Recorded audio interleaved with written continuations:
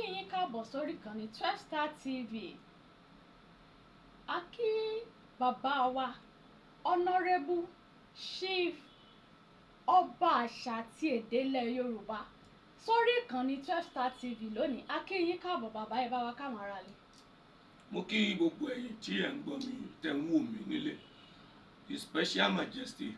Ààrẹ Ọba Ambassador Dr. Adéyẹmí olórúkọ mi, ọba àṣà àti èdè ilẹ̀ Yorùbá. Ẹ káàbọ̀ sá. Ẹ dẹ̀kú rìn. Bàbá, ọ̀rọ̀ tá a fẹ́ bèèrè lónìí ó ní ṣe lórí Nàìjíríà àti ilẹ̀ Yorùbá lápapọ̀. Gẹ́gẹ́ bí ọba àṣà àti èdè ilẹ̀ Yorùbá, bàbá, ìbéèrè àkọ́kọ́ tí mo fẹ́ bi yín ni pé ọ̀rọ̀ ọba ilẹ̀ Yorùbá ó ń rú àwa ọmọ Oòduà lójú. Ìjẹ́ bí wọ́n ṣe ń jẹ ọba láyé ìgbà yẹn bẹ́ẹ̀ náà sì tún jẹ́ lóde òní. Ṣé ọba sì tún gbé wọn bíi tìgbà kan? Bàbá, ẹ bá wa sọ fún àwọn èèyàn, ẹ jẹ́ kán gbọ́. Ní àwọn agbègbè ibì kan, ní àwọn ìlú kan, ní ibòmíì,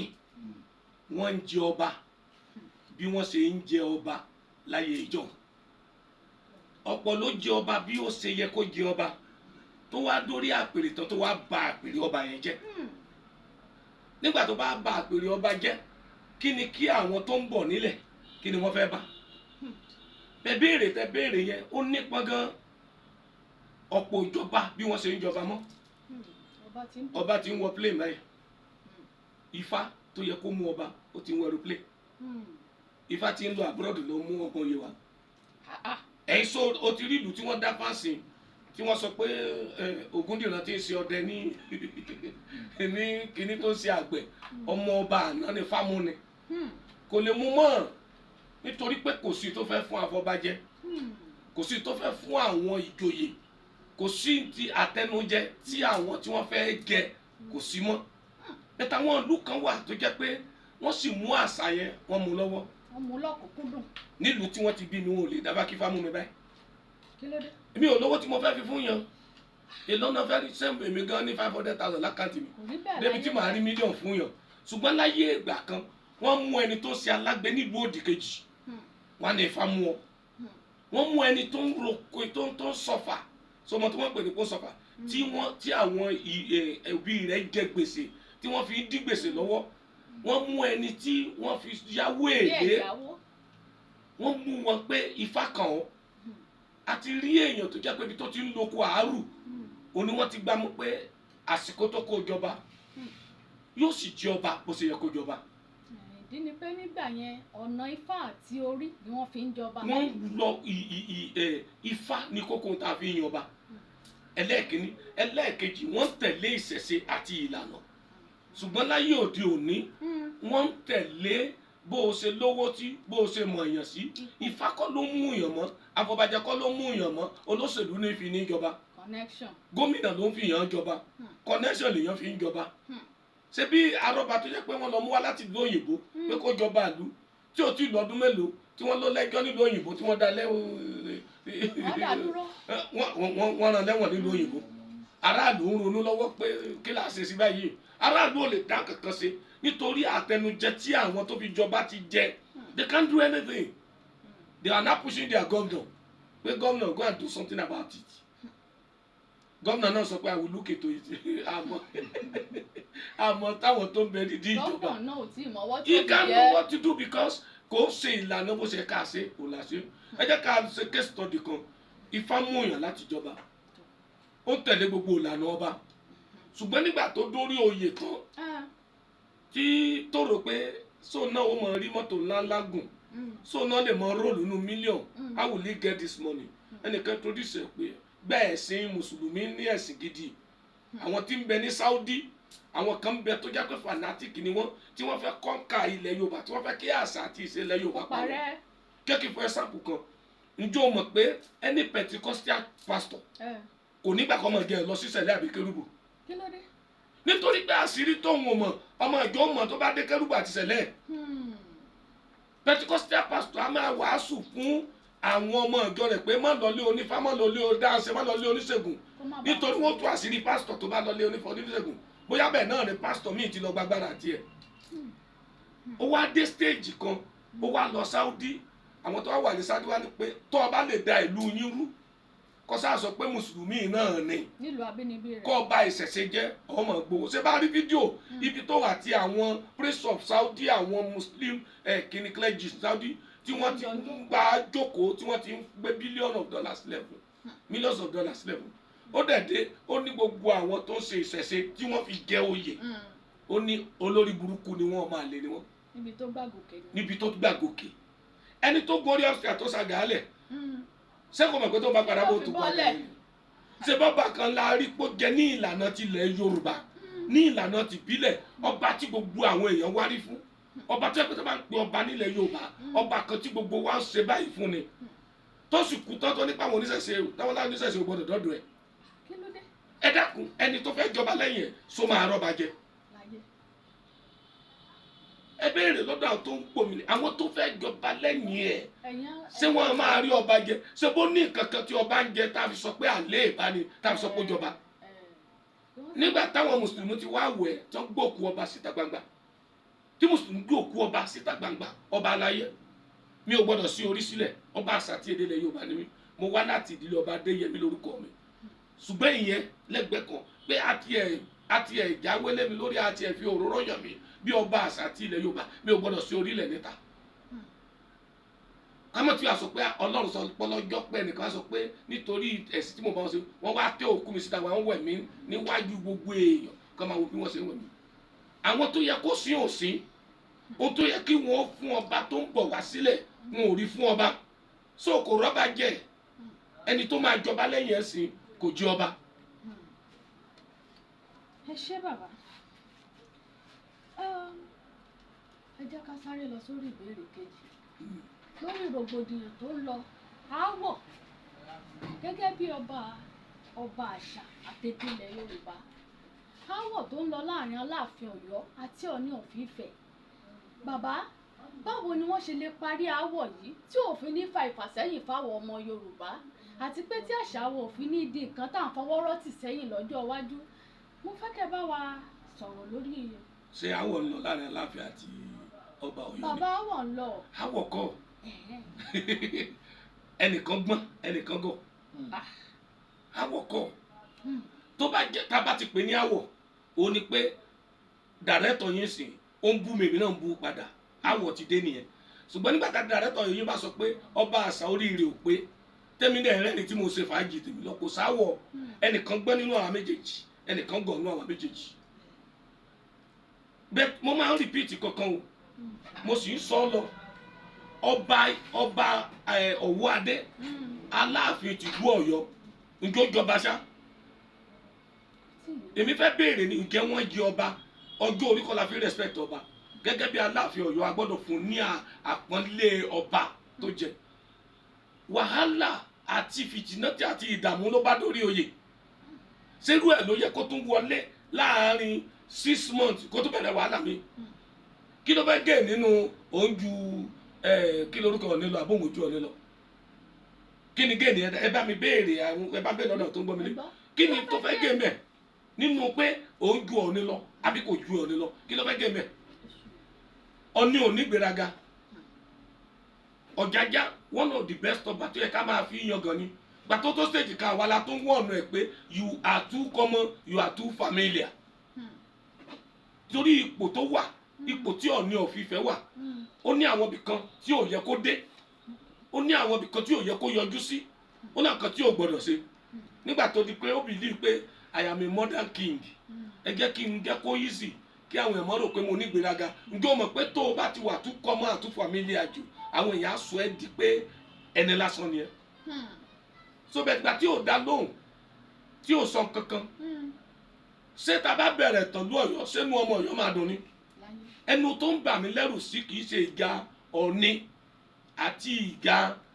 Aláàfin olèmí sọ àwọn Yorùbá tó kù tí ọpọlọ wọn ò pé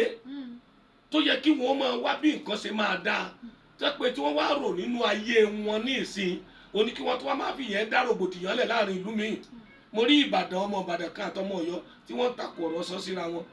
tẹ́bẹ̀rẹ̀ sí nípa ìtàn tí ò yẹ kí baba ńlá baba wọn tiẹ̀ pa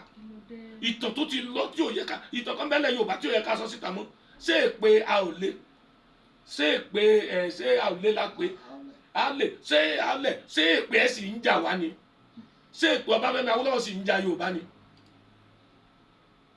Are we still going to remain in that tentacle pé ọ̀tẹ̀ tẹ̀m̀bẹ̀lẹ̀kún wàhálà ìdààmú àti gbogbo ká máa kó bára wa kí ló kàn ní bí Ọ̀yọ́ ṣe bí Ìbàdàn ṣe tẹ̀dó kí ló kọ́ ọmọ Ìbàdàn bí Ọ̀yọ́ ṣe tẹ̀dó àwa àmọ̀ tán bí Ọ̀yọ́ ṣe di political head ilẹ̀ Yorùbá nígbà ayé jagunjagun ayé jọ̀hún àwọn ní ìlú àkọ́kọ́ tí wọ́n ń jagun tó ń ta Yorùbá lẹ́rú fún àwọn òyìnbó nínú àwọn òyìnbó rí pé àárín wọn lò wọ́n ń ta ọmọ ìyá wọn fún wa òun ni wọ́n fi ń pọ́n wọn lé tí wọ́n fi fún wọn di political head. And so that must we remember that ṣé tá bá rántí ìyẹn ṣé tá bá kẹrù inú ẹrú àdùn. So ẹ jẹ́ kí àwa Yorùbá ronú àsìkò tá a ti ẹ̀ wà yìí tọ́lọ́run gbé idà lé wa lọ́wọ́ either good or bad ẹ jẹ́ ká ṣera wa lọ́kàn. àṣera wa ló ṣùṣù ọwọ́. wọ́n tí wọ́n interview mi kan mo sọ fẹ́ ni ẹ pé ǹjẹ́ tí Àtìkù bá wà lórí oyè tí Òbí bá wà lórí oyè ṣé ọba Yorùbá lè lọ́ọ́ bá sọ bí wọ́n ṣe bá Tinubu sọ̀rọ̀. ǹjẹ́ ọmọ tó ń ba àwọn tó kù lẹ́rù nítorí èdè àbínibí tí mò ń sọ ni mo fẹ́ sọ kíní ìsìta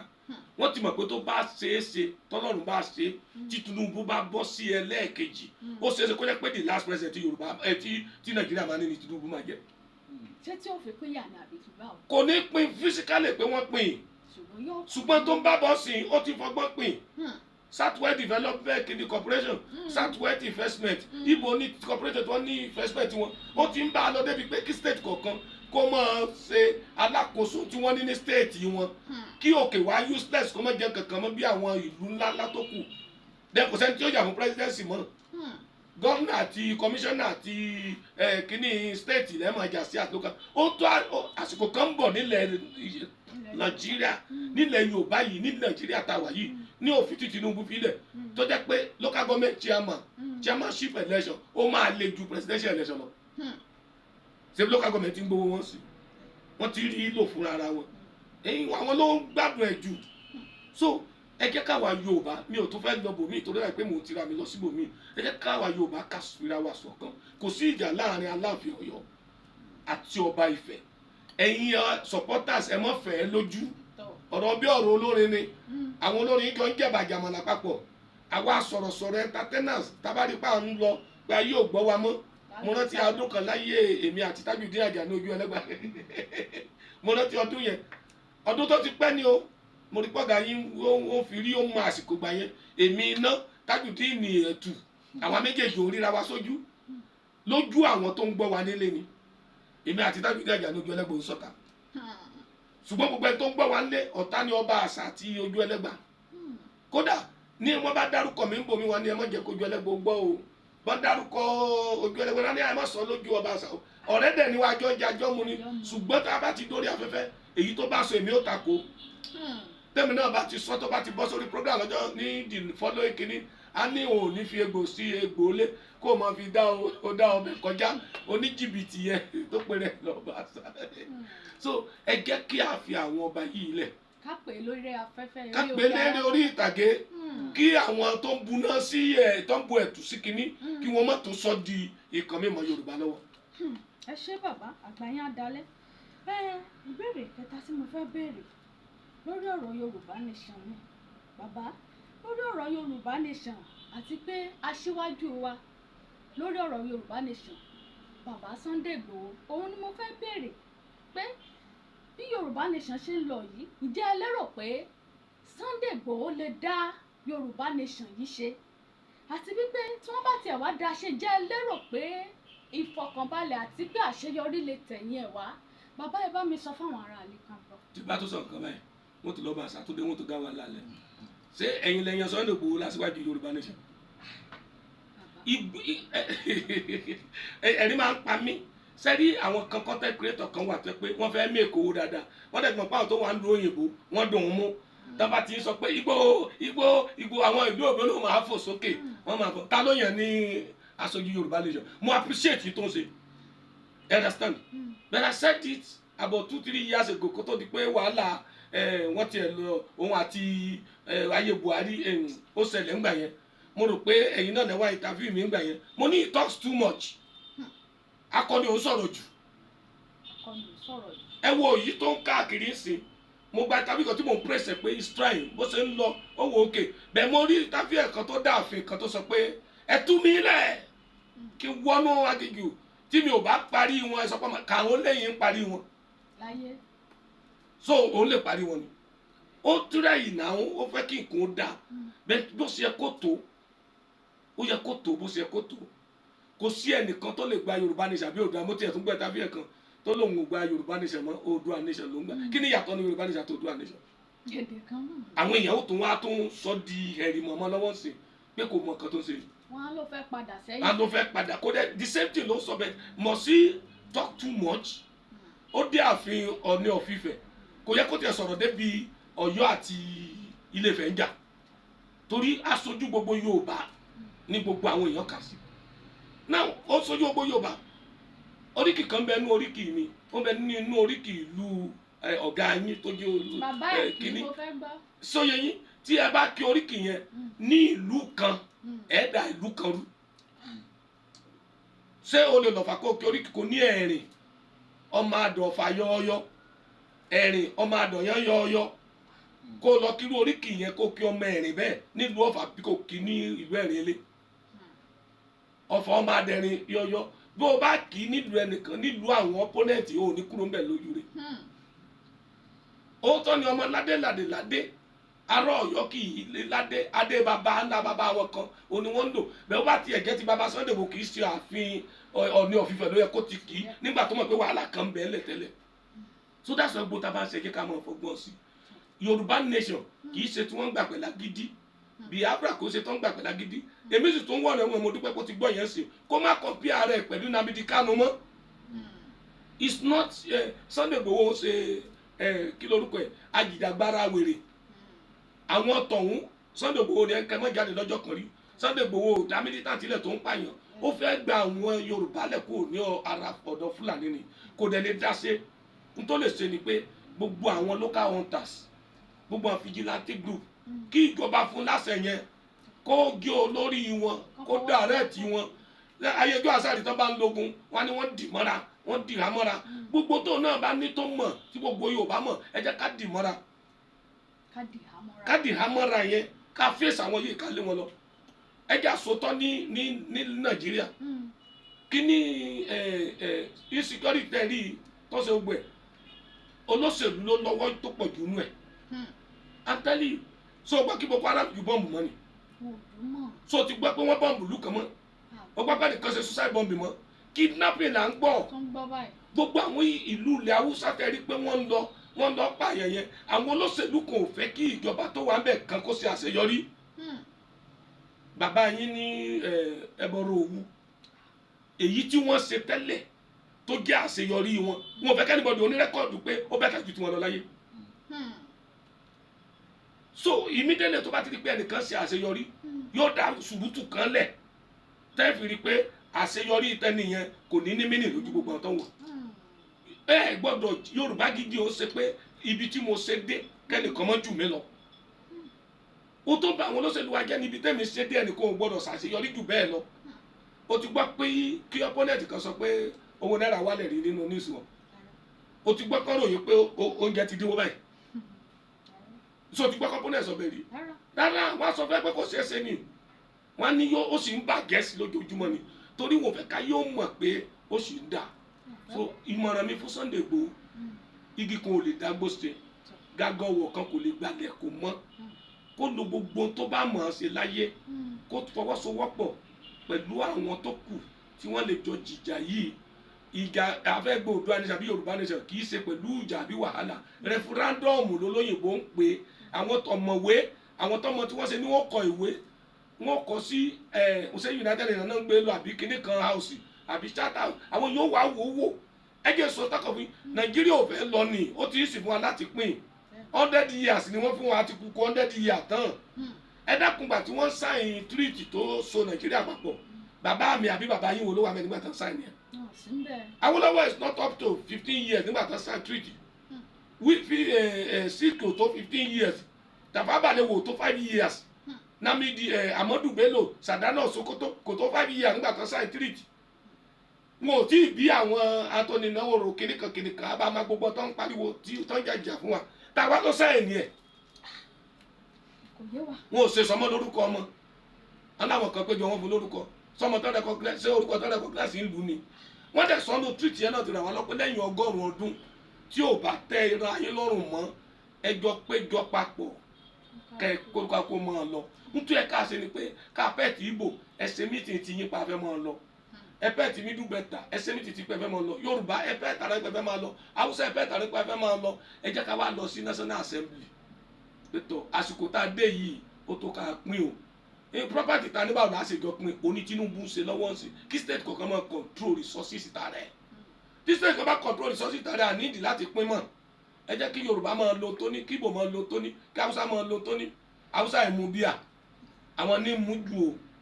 o lọ́dún mẹ́ẹ̀ẹ́dógún mo lò ń bẹ̀ wọ́n rọ̀ sínú àgé bọ́ bá dé Sábóngèrè Haúsá mọ́gẹ́gbẹ́ ọmọ mi kábọ̀ sọ pé bàṣà tó dé Haúsá tí wọ́n bá wọ bí abalọ̀ kan tó bá jẹ́ kọ́sítọ́mẹ̀ ọkọ̀lé ọgẹ́ èèyàn wọ́n mú àmú gbogbo táwùsá bá ṣe àmútakìtì àmúyíra ni tó bá dé bí abalọ̀ nígbà táwọn wà Kánò tí Haúsá bá ti gbégò lórí ara wọn sá lọ wàhálà ń bọ̀ banditry tẹ́ ń pariwo yìí ó ti bẹ̀ látàyè Mìtàsínì látàyè Reabọ́nkírayọ̀ ti Kánò látàyè Àkàrà Kósà àwa wà Kánò báyìí àwọn tó ju wárí tí wọ́n ní kànga 200 feet 400 wọn ni kò bẹ́ sínú ẹ̀ àbí káwọn bẹ́ orí ẹ̀ so kì í sòní ló bẹ̀rẹ̀ it's even reducing now sponsor kidnapping sponsor banditry òun là ń rí ṣe nítorí wọn ò fẹ́ kíjọba tó wà lórí oyè sàṣeyọrí àwọn kan ló ró wọn lágbára náà ṣe bí ọmọ tí wọ́n mú ní ilẹ̀ Ìgbò ẹ̀sà àká ó porúkọ gómìnà tó lórúkọ pé òun ló fún àwọn lówó káwọn máa da gbogbo ẹrú ó porúkọ àwọn aráàlú náà kí ló dé tá ẹ lè gbá àwọn tó porúkọ yìí. kí ni ìdí tán fi ń ṣe gbogbo kan yìí. nítorí pé wọn ò fẹ́ kí tẹnìkan ó dájú táwọn lọ ó mọ̀ pé àwọn kan wà tí wọ́n ń jẹ nínú ìbàjẹ́ yìí ó mọ̀ pé àwọn kan termination àwọn kan gbowó lọ́dọ̀ ìlú òyìnbó lọ́dọ̀ àwọn ìkan nílùú òyìnbó lórí wàhálà tó ṣẹlẹ̀ lójoojúmọ́ yìí sọ̀rọ̀ pé Sowore ya wèrè ni Sowore ò ya wèrè ó fẹ́ lówó sí ni bó ti fa wàhálà sí ó ní àwọn kí lórúkọ ẹ̀ organisation kan gbé owó gidi fún èyí tẹ́ ẹ pariwo Sowore ara yín bẹ dúró sí lásán ni millions wọnú àkáǹtì ẹ̀ tí ó wọ ẹ jẹ́ kí ní Aminu Kano jẹ́wọ́ kí wọ́n lè gbowó jẹ́wọ́ àtìlẹ́yìn tó ń rí ṣé báwa tá lura wa bí tá ń jìyà so tí Yorùbá nation kò sí ẹnìkan tó já sojú Yorùbá bí Oòduà nation now everybody kan tiraka pé kó ṣe é ṣe ni bẹ̀tẹ̀ mi ń bẹ̀ wọ́n mo sì ń bẹ̀ wọ́n ọ̀nà kíní kan rándínú yẹn kí wọ́n máa ń pè ìmú lórí question tẹ́ bí yẹn kí gbogbo Yorùbá ẹ jẹ́ àfìmọ̀ ṣọ̀kan this time ẹ má jẹ́ kí wọ́n rí tiwa mú pé ọmọ títí Ìgbò fi lè jẹ president Nàìjíríà sàdáà torí ọ̀rọ̀ IPOB àti ọ̀rọ̀ ìsìalẹ̀ tí wọ́n látọ̀ sí ládùúgbò wọn bẹ́ẹ̀ bá ti gbé Yorùbá nation débi kan tó di wàhálà nílẹ̀ Yorùbá lónìí lọ́la Haúsá sọ pé Yorùbá land is not settled wọ́n lè bá Nàìjíríà jẹ wọ́n láàlè àlè continue mọ́ wọ́n wọlé.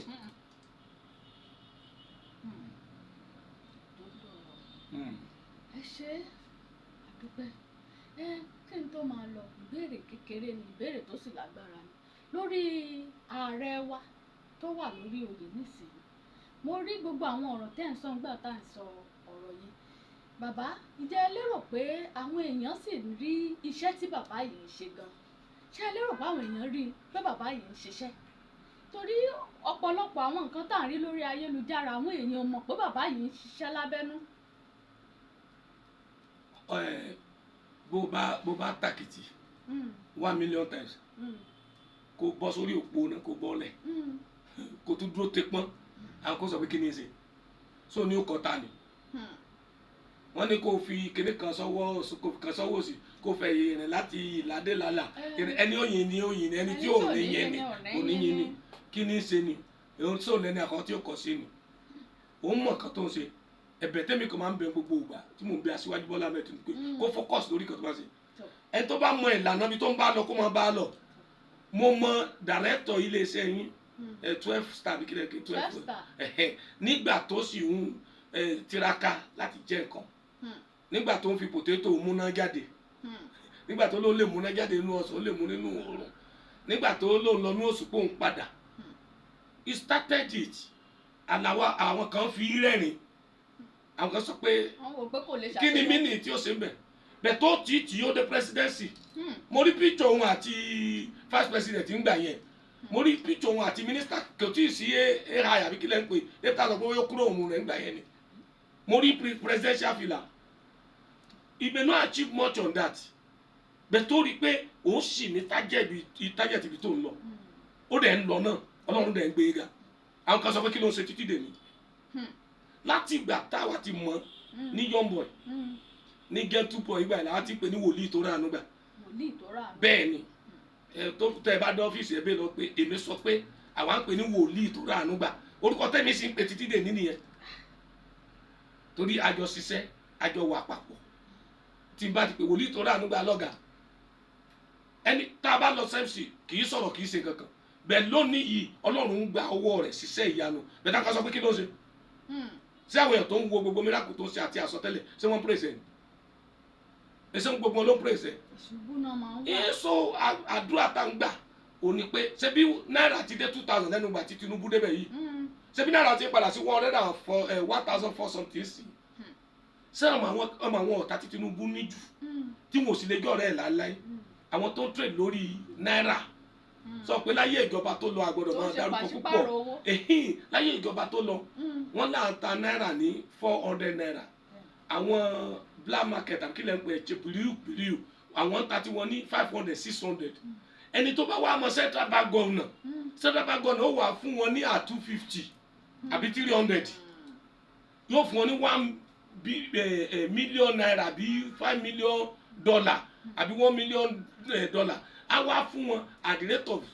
250 naira àbí 300 naira àwọn yóò lọ tà fún bureau change ní 450 naira wọ́n ti rí 150 lórí dọ́là kan 1 times 150 times 5 million ó ti di billion níà wọ́n wá ń jayé bó ṣe wọ́n náwó bí wọ́n ṣe ya wèrè nígbà Tinubu wá débẹ̀ ìyàtọ̀ tó wà láàárín ti central bank àti ti yín ní àgbélẹ̀rọ kò tó 1 naira mọ́.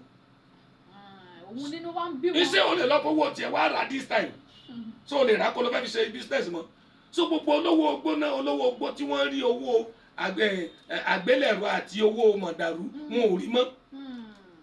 ilé epo mélòó ló mọ̀ láyé Buhari tó sì jẹ́ ilé epo tó sì wà dé ní NNPC ò ti rà TCCC ò ti rà táwọn ilé epo mi ò ti rà bọ́ọ̀kìrì ni wọ́n fi ń jẹun gbà yẹn àmọ́ àwọn ọ̀rẹ́ wa tó nílé epo gbà yẹn tó pé wọ́n yẹ change káàlẹ̀ every week ni wọ́n ti padà sábúlé wọn lọ sí agriculture nítorí pé this time around àwa náà bá ṣe mọ yìí àmọ́gbàtà dé bí àbàdàn ní serve everybody right give everybody fish bọ́ọ̀ bá mi bí àbàdàn ọ̀sẹ̀ ọba nìkan gbàgbọ́ kan lórúkọ ni ọ̀sẹ̀ mistake mà béèrè lọ́wọ́ pé sáájọ wà ní ayé tó à ń gbé sè ayé tó ẹ̀kọ́ ọmọlúwàbí máa gbé ni tó bá lẹ́bí nílùú òyìnbó kó tó rí $1 gbà lọ́wọ́ ẹ̀ ọ̀pìtàn $100 torí gbogbo tí wọ́n ń ṣe òní wọ́n sanwó ni wọ́n sì jẹ́ ìyàlẹ́ lórí ẹ jẹ́ kí n fi yẹn parí kínní torí ó ní ìbéèrè kan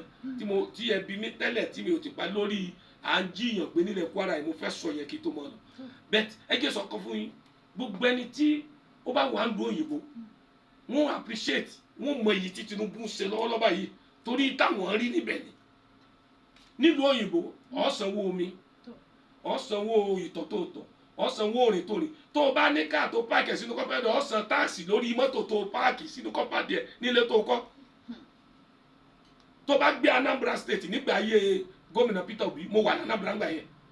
tó bá páàkì mọ́tò síwájú ilé kílẹ̀ tó mọ́ àwọn kan pè ní transport wọ́n gbé kíní kan galagala sí ìtáyà mọ́tò ẹ̀ ó ní rí ìlú àgbàgbà lọ sí ọ́fíìsì wọn ní Fẹ́gẹ̀ lọ́nìjà bó bá dẹ̀ débẹ̀ ò ní rí ẹnìkan tí ó sọ èdè míì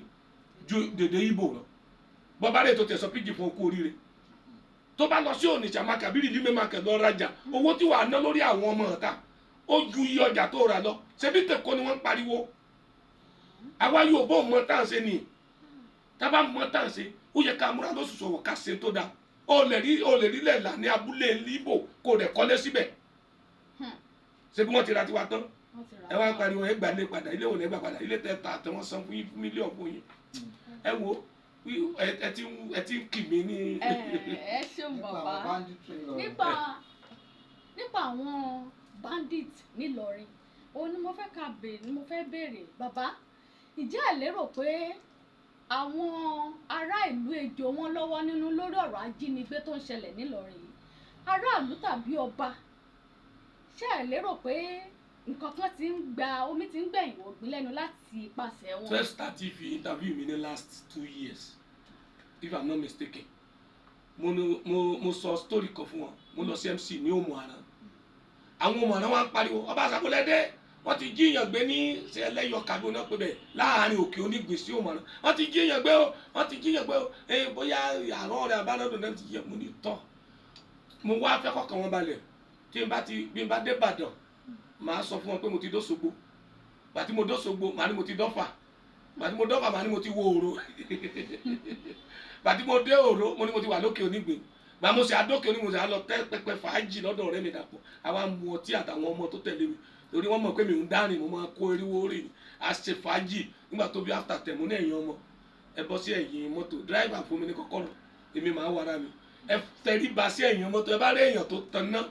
àbí tó sọ pé mo lò ó gbà ẹ má sọ̀rọ̀ o ẹ má yẹ ká mọ̀ pé èèyàn wà mẹ́ o ẹ fèmí pẹ̀lú wọn sílẹ̀ nígbà tí mo dó mu àárọ̀ ọjọ́ kejì mo lọ sí police headquarter mo lọ béèrè àkọ́mọ́dà mo ní mo wà nílùú yìí o mo kàn ní kí yín ni o ẹ kàn ní we are something serious àtà mo ní kéde serious ó ní wọ́n jíyàn gbé mo ní sá mo ní ó lè jẹ́ Fúlàní o sọ pé Fúlàní kọ́ o bet ṣé bí 500,000 náà fẹ́ gbà láyé ìgbà yẹn ẹ bẹ̀ wọ́n sí iye tó bá fẹ́ gbà ẹ wá owó ẹ̀kẹ́ fún mark money lọ́dọ̀ tiwa kò sírú àwọn klọ́ọ̀bù kìíní kan mọ́ọ̀chì nígbà yẹn ó lè ti wá sí o bóyá àwọn hòtẹ́ẹ̀lì àbílẹ̀ ẹmu àbílẹ̀ fàájì mú tẹ bá ti wá fún wọn tán ẹ tẹ àwọn ọ̀tẹlẹ̀múyẹ́ síta kí wọ́n lọ sí àjàṣẹ́ èpo kí wọ́n lọ ìlú dùn àràndùn kó lọ sí ìlú dùn kó lọ sí Òró kàn wo ibi tí wọ́n bá ti ṣe fàájì ẹ̀ mú àwọn ọmọ tó jiyàn gbé wọ́n san kí lórúkọ ẹ̀ rásọ̀mù nígbòdò ìdíjọ́ kẹta ni wọ́n ní eré àkọ́bọ̀lá pé wọ́n ti mú wọn lájàṣẹ́ o mark money ni wọ́n ná nílé ẹmu wọ́n tún fún security kí lórúkọ ss wọ́n tún fún lówó nígbà tó ní kò sólọ́wọ́ tó fi wà mọ́tò ọ̀fun tó fi wà mọ́tò lọ nígbà tó fún lẹ́mú tán nígbà tó máa wádìí àwọn ọmọ ìlú ni wọ́n kidnap ọmọ bàbá yẹn wọ́n nítorí retire principal ni ọmọ ẹ̀ ṣe local government chairman ọmọ ẹ̀ ṣe kéde kan ní house of assembly ọmọ ẹ̀ tó ṣe commissioner kò dẹ̀ sí ire kan táwọn rí lọ́dọ̀ ẹ̀ ìdílé wọn nìkan lórí jẹ so yẹ kàn kidnap ni ó yẹ kí wọ́n protest lọ́lẹ̀ kan lọ gbẹ̀tọ́ wọn ni bẹ̀gbà tó ti kidnap wọ́n ti di criminal ẹgbẹ́ wọn bọ́ sí ti Kwara tẹ̀sán yìí àtòkè ọdẹ o àti ọ̀rá o àti baba ńlá o torí ọmọ Kwara limited mu interview afropamọ ìsìn local government Kwara state mo gbọ́ tán láwọn sọlú náà protest pé wọ́n jí wọn gbé ń bẹ̀ ọba Solomon mo ti ẹ̀jẹ̀rìí ẹ̀gbọ́n mọ tó yẹ kí wọ́n ṣe tí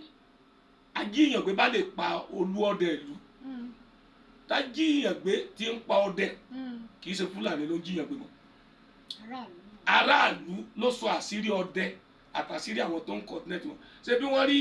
ìyàwó ọba Aláàbẹ̀ àbí ọba Ìdẹ̀ra náà pé tí wọ́n bá 120 million nínú àkáǹtì ìyàwó ọba abúlé iṣẹ́ kí lọ́kọ rẹ̀ ń ṣe iṣẹ́ kí lọ́kọ rẹ̀ ń ṣe bolo ti 120 million àwọn aráàlú protest náà pé wọ́n mú pa ìyàwó ọba wọ́n mú ìyàwó bẹ̀bẹ̀ wọn ò mú ọba ó yẹ ká mú ọba pẹ̀lú ẹ̀.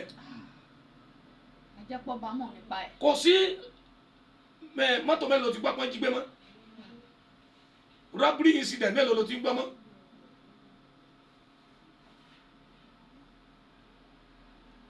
mọ́tò mélòó ló gbọ́ pọ́n jí gbé mọ́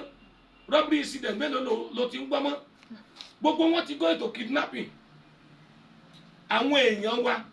wọ́n dress bí Fúlàní láti kidnap because that's the easiest way to make money now. wọ́n ti sọ ajínigbé diṣẹ́. ó ti sọ diṣẹ́ kò sí yahoo plus ò kọ́ mọ̀mọ́ o kidnapping àti money laundry ó làwọn yahoo ń ṣe báyìí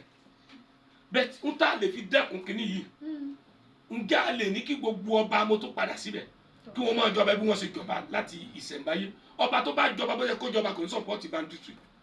toró ti fi òrìṣà lúbúra ó ti jọba alálẹ̀ ìlú yẹn máa gbèdè ṣùgbọ́n bàtà ẹ lọ mú láti Germany tí ń wọ́ke tó ń jẹ́ ń dómi. ṣe bọ́ bá ń lọ sí klọ́ọ̀bù ṣe bá rọ́bà tó lọ klọ́ọ̀bù oníwòwò níkẹjà àbọ̀bọ̀ máa lọ klọ́ọ̀bù oníwòwò àrí wọn tó lọ níkẹjà ṣe bí ọba kan ló wọ sọ́ọ̀dẹ̀ kàtìkìrì jèlò tí a ẹ wò àfi tí a bá padà sí bó ti tọ́ àti bó ti yẹ ṣùgbọ́n ẹ̀yin Kwara mo bẹ̀ yín agbára sì ń bẹ níbi tó wà ṣé bí wọ́n jíyàn gbé nílùú kan tó pè ní Sàbàjà wọ́n jíyàn gbé Sàbàjà ní ẹ̀gbẹ́ ìlú mi ni wọ́n gbé wọn ọkọ̀ àwọn ẹ̀ lọ sí òru àgọ́ ní òru ọjọ́ yẹn àdásán ó pa gbogbo kidnapper yóò fi ẹnìkan ṣoṣo sílẹ̀ àròdẹ̀ tọ́ọ̀jì gbogbo àwọn tí wọ́n kidnap tí wọ́n kó pamọ́ sínú gbólóhùn àgọ́ níbo lágbára yẹn wà. ìdí ni pé ṣẹ̀ṣẹ̀ sì tún wà. ìṣẹ̀ṣẹ̀ sì wà wọ́n ń bà á jẹ́ ni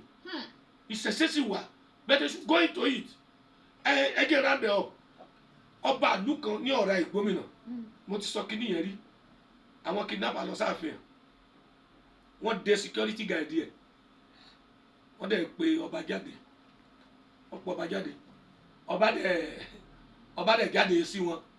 ó ní ẹ̀lẹ́ òsì òsì o wọ́n kó AK-47 àbí AK-49 tó ń pè ní o ó ní kí ló dé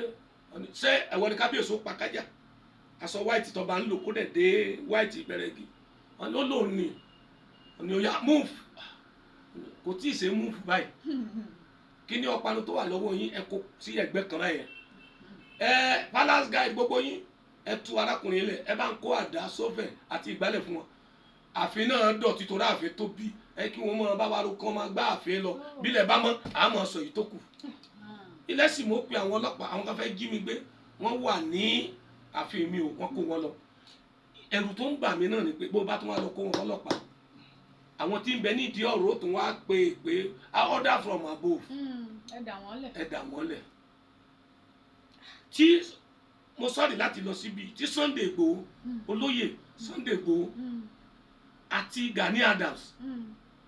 tí wọ́n máa sọ kí ni kọ́ di time nínú àwọn èèyàn tó yẹ kó máa yan Ọlọ́run jù láyé oní Gani Adams nínú àwọn èèyàn tó yẹ kó máa dúpẹ́ lọ́wọ́ Ọlọ́run jù láyé oní Sunday Igboho mo máa sọ fún àwọn èèyàn mi mò ń yan Ọlọ́run jọ mi ò tí ì lówó kan yẹn torí mi ò rò pé mo lè ní kẹ̀kẹ́ láyé ibi tọ́lọ́run gbé mi dé mò ń yìn ní gbogbo ìgbà kí ló lè fa tí Gani Adams Sunday Igboho ò lè come together kí wọ́n yọ Yorùbá kúrò nínú ìgbèkùn ajínigbé kàn ṣera lọ́kàn mo tẹ̀ tún gbọ́n gèlè tán ní Gani Adams tún lò tún sùn Sunday Igboho fún bílíọ̀nù kan ṣé Sunday Igboho bá gbọ́ yóò gbà ṣé Yorùbá sa nírònú sàmọ́ tá à ń ṣe mọ́ ni káwọn ọba Yorùbá dé kí wọ́n jẹ́ ká méjèèjì ó jọ dúró kọ̀máàdà àwọn ọmọ wọn káwọn ọdẹ gidi kí wọ́n ó dìde amọ̀nú gbòòbí táwọn báńdíìtì wà kì í sàn Fúlàní tó ń gbé pẹ̀lú wa kì í sàn ló ń jiyàn gbé o àti bá Fúlàní yẹn gbé kan tó bírú wa ni o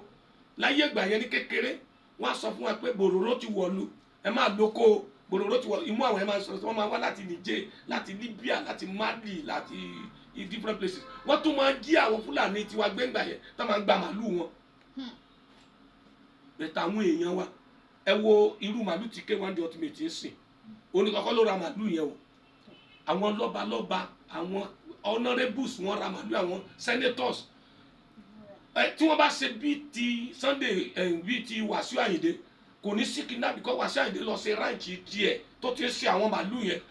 àwọn senator tó kù àwọn olóṣèlú tó kù wọ́n ń kó fún àwọn bòrò wọn fún wọn ní AK-47 kọ́ máa fi dáàbò bo màálù AK-47 yẹn ni most of them fi ń gíyàn gbèsè torí olóṣèlú ti gba màálù wọn kí ni ẹ fẹ́ kí wọ́n fi jẹun ọdún tí wọ́n jí mi gbé ní 2014 àwọn tó jí mi gbé sọ pé olóṣèlú ló kó ìbọn fún wọn kí wọ́n lọ jẹ́ tọ́ọ̀gì political tọ́ọ̀gì nígbà tó fẹ́ dìbò Èkìtì Fáyẹmí gbà yẹn bẹ́ẹ̀ tí wọ́n gbà bọ́n wọn gba uniform padà lọ́wọ́ wọn they have the uniform they have the guns so nígbà tẹ́ ẹ̀ gba uniform fake uniform tẹ́ fún wọn tẹ́ ẹ̀ gba fake ID card tẹ́ ẹ̀ gba fake ìbọn lọ́wọ́ wọn kí lè fẹ́ kí wọ́n fi ṣe pàtẹ́ tún wọn lẹ̀. ti dá wọn lóko wọ̀dà. good so n tó wà nílẹ̀ yìí àwọn olórí wa àwọn ọba àwọn olówó àwọn èèyàn pàtàkì wọn ń bẹ nídìí ọ̀rọ̀ yìí.